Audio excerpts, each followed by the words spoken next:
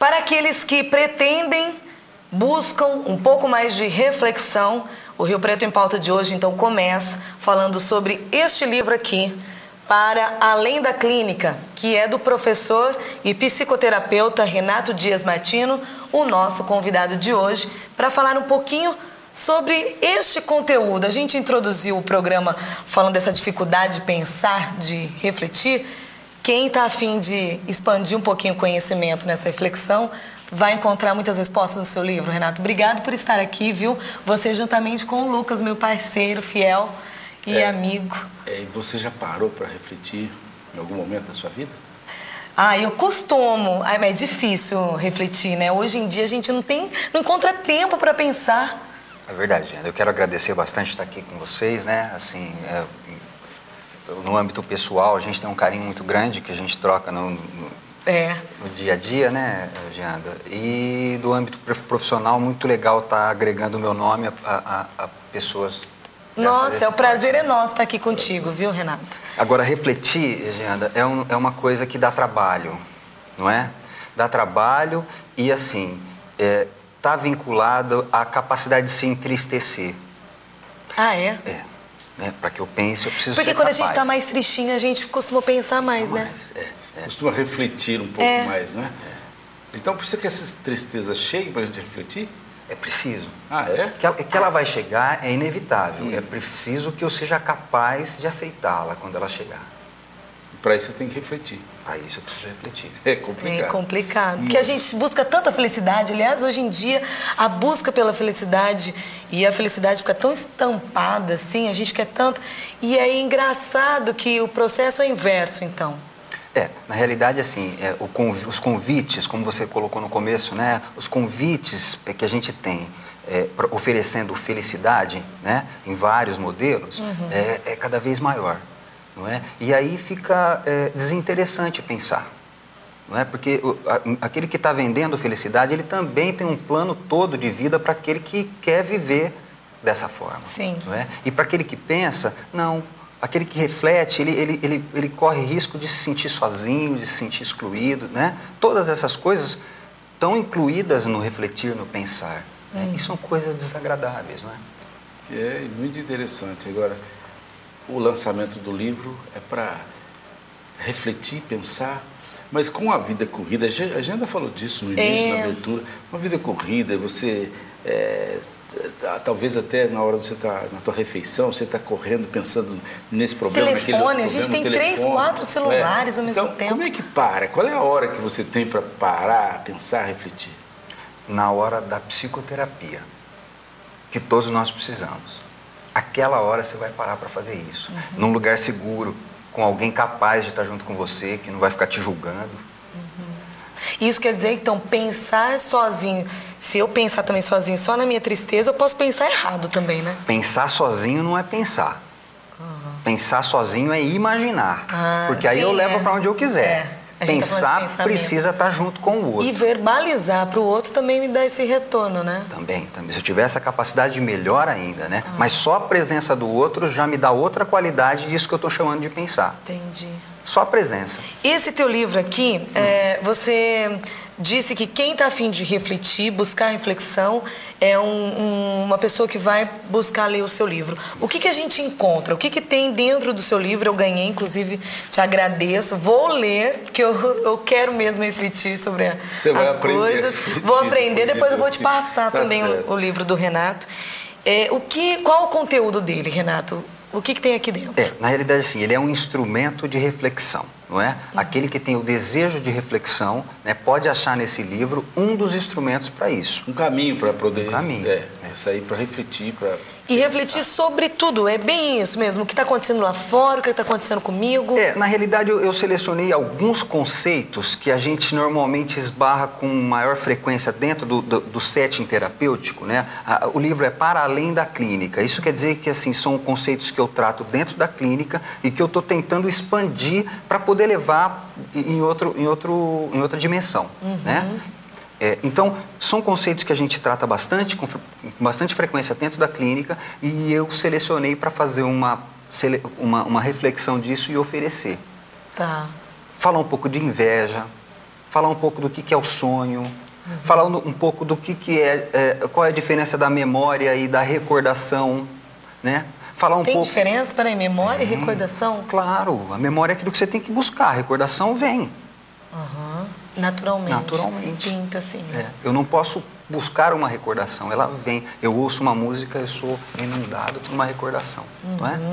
A memória não. A memória é assim, ó, como é que é mesmo aquele negócio? Né? Então, qual que é a memória? Recordação A recordação e memória. está meio ligada também com sentimento, A recordação, com sensação. Mas tá assim, né? Lado a lado. Mas olha só. Às vezes a gente até confunde, fala, eu tive uma lembrança, ou então uma recordação. Não é? Mas a diferença é gritante se a gente parar para refletir. Memória é como se fosse um barracão cheio de coisas. A recordação é aquilo que me faz amar o que não está mais presente. Olha que diferença. Completa. Interessante. Está aí no livro. Porque as pessoas hoje estão refletindo menos? Estão pensando menos? Assim, com certeza. Né? Cada dia que passa, eles inventam um novo jeito de adiar o pensamento, né? De deixar para lá, não é verdade? A gente se ocupa, né, com tantos compromissos durante o dia, né? Você deixa a reflexão para depois. Fala, depois eu vou ver isso, o que eu vou fazer, o que eu vou pensar. Eu tenho que enriquecer. Agora eu vou resolver isso agora. Tem que ficar rico, tem que ser feliz. É difícil, né? E qual é o mal, como psicoterapeuta, seria o dano que eu, por exemplo, como pessoa, corro se eu deixar cada vez mais de pensar? Olha só, tem dois grandes grupos de formato da personalidade. O objeto e o sujeito. O sujeito é aquele que escolhe, o objeto é aquele que é escolhido. Não é isso? Quando eu não reflito, quando eu não penso, eu sou o objeto. Então eu sou escolhido o tempo todo pelas coisas. Das outras coisas. Agora, quando eu começo a refletir, eu passo a ser sujeito e começo a escolher. Não vou aqui não hoje. Porque eu entendo o seguinte, que algumas atitudes, alguns atos que a gente comete, se a gente tivesse feito uma reflexão antes, talvez não cometeria. O Freud traz essa colaboração central dele. Ele diz assim, ó, o pensamento adia a ação. Ele não neutraliza a ação, mas ele adia. Então, nesse adiamento, você é capaz de pensar, refletir sobre aquela ação sem ter feito e tentar abrir algumas hipóteses. Porque tem pessoas que falam assim, eu ajo agora e depois eu penso. Depois eu vou ver o que vai ser. Me arrependo. A maioria, né? A maioria das pessoas. Então, por isso que está uma desordem, né? A maioria das pessoas, e olha só, nós, a maioria do tempo, cada um de nós, cada um de nós. Nós não podemos estar aqui sentados e dizer assim, olha, nós somos, né? Mas a maioria do tempo a gente faz isso. Mas, Renato, você comete alguma atitude, faz alguma atitude impensada? Por exemplo, você é o conhecedor. Eu, talvez, muito mais que você, mas você se permite vamos dizer, esses defeitos... Essas loucuras. Essas loucuras, assim? Como que é pra você? Assim, eu me permito, mas assim, cada vez mais resguardado de que isso não vai influenciar na minha vida de forma crucial. Eu preciso me permitir. É só a partir daí que eu vou aprender com a minha própria experiência. Assim, ó, você só aprende a amar amando, né? Você só aprende a acertar errando, não é isso? Né? Então, não se submeter mais a situações que você pode errar, não querer aprender mais. Então a gente está errando o tempo todo, né? Um trabalho de psicoterapia é assim, salvo casos que não é possível, pelo menos 2 vezes por semana. Como assim? Não entendi. Salvo casos que a pessoa não pode frequentar mais de uma vez por semana, né? No mínimo 2 vezes por semana. Porque nós vamos errar muito juntos. Não só o paciente, o analista também vai errar. É uma relação humana. Né? Então o erro o tempo todo, Giana. O tempo inteiro. Você costuma pensar muito, Lucas? Não, por isso que eu fiz a pergunta. Às vezes a gente faz e pensa depois. A gente vai muito pelo impulso, né? E depois fala, eu acho que não devia, ou então deveria ter feito diferente. Não é? E a gente faz isso no dia a dia, é comum. se não pensar. Às vezes você vai pensar à noite, refletir à noite, quando você vê e fala, puxa, aquilo não deveria ter sido feito daquela forma. Então, mas já tá bom. Já tá bom. Mas aí você já fez. Tem gente que nem pensa à noite. Tem dia que assim, tem pessoas que saem 6 horas do trabalho e vão direto pro happy hour para encher a cara e dormir mais ou menos. Esqueceu o que aconteceu. Não é isso? Os problemas. Né? Acho que não é mais absurdo. ou menos isso. A gente enfrenta o problema, erra, depois ele bebe para esquecer os erros. Não é verdade? E a vida vai seguindo, e aí tem esse vazio, né? Quem que eu sou, o que eu estou fazendo, onde eu estou. Qual a sua orientação, nesse caso, para aquelas pessoas que estão nos assistindo, que falam, eu acho que eu estou assistindo isso, eu quero mudar um pouco, quero começar a refletir um pouquinho mais sobre, pelo menos sobre minha vida. Eu vou ter que puxar a sardinha pro meu lado, né? Fazer uma terapia. Buscar a ajuda de alguém que seja capaz, né, olha só, a gente só pode conseguir a autoestima, o autorreconhecimento, quando alguém nos reconhece. E um psicoterapeuta talvez seja uma das melhores pessoas para fazer isso, porque ele não tem interesse nenhum no reconhecimento que ele vai fazer, ou pelo menos não teria que ter no reconhecimento que ele vai fazer de você.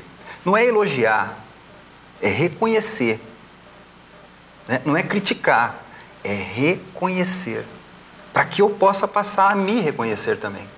Senão eu vou estar intoxicado de ideias críticas e elogios que ficam uma bagunça dentro de mim e eu já não sei que eu sou. Porque um critica, o outro elogia. Né? Então, e eu? O que sobra de mim no meio disso? Na psicoterapia eu tenho chance de fazer isso. Você já fez terapia? Não, nunca fiz. Mas eu acho que preciso, viu? Os anos foram acumulando tantas e tantas coisas que há um momento você deve parar. Essa é a verdade. Para, faz uma reflexão, se for o caso, uma terapia, para você voltar a ter ânimo, força para continuar. Eu acho que é por aí. Tomar as decisões assertivas, né? Assertivas, que é um termo que os psicoterapeutas usam bastante. Verdade. E a partir do momento que a gente começa a se reconhecer, eu vou conseguir enxergar melhor, refletir melhor e procurar caminhos que me levem, talvez, para o que eu busco. Seria mais ou menos isso? É muito complexo, né?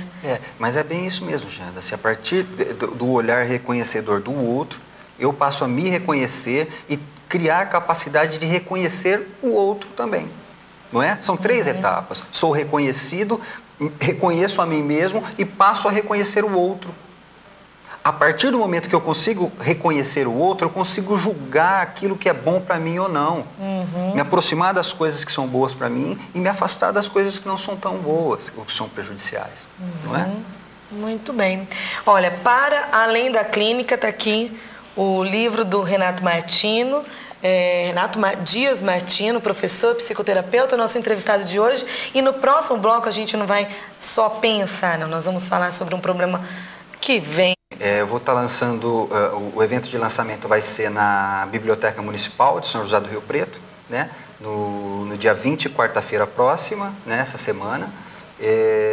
A partir das 19 horas até 21 horas, mais ou menos, eu vou estar lá recebendo amigos, leitores que me acompanham no blog também, né? Eu nossa, um blog. Tem muito depois, pessoal... se você puder colocar o crédito do blog também. Fala aí, qual que é o blog? Pensar-se a si mesmo.blogspot.com. E quem anda aí na esfera virtual, Facebook, o Renato posta assim, com a mesma intensidade que a gente recebe um monte de porcaria, o Renato posta lá as suas verdades, as suas reflexões, né? Muito bom os seus artigos, já li. Não todos, mas alguns. E é bom pra gente refletir. Obrigado. Nesse espaço virtual também, consumir coisa boa. Para vender o peixinho, o livro pode ser encontrado em qualquer livraria. Não. Por enquanto ainda a distribuição está comigo mesmo. Se você puder deixar o telefone também. Pois não, pode falar. 3011-3866, você pode pedir para mim direto. Ou renatodiasmartino@hotmail.com. pode pedir pelo e-mail também, que eu envio, se não estiver dentro de Rio Preto, se estiver fora daqui, não é? Por enquanto ainda a distribuição está sendo bem limitada, né? Estou fazendo uma coisa bem humilde para depois... Mas a gente deseja todo sucesso, que seu livro entre em várias edições, para além da clínica, para você que quer pensar, refletir, para Lucas, para nós. Esse aqui é meu, eu vou ler. Eu vou precisar. E depois eu vou te... Para mim aprender, te pensar, refletir, porque daqui para frente a coisa parece que tende só a piorar, né? Não podemos ser pessimistas, não assim, mas é questão do dia a dia, é a vida. Não, pessimistas sempre, mas esperançosos. Eu tenho esperanças. Então tá bom. E esperança, inclusive, de ler o livro. Vamos ler. Renato, muito obrigada, viu? Muito Sucesso com o livro. Ok, então, Lucas, na próxima semana a gente está de volta para você. Uma ótima semana e até o nosso próximo encontro. Tchau, tchau.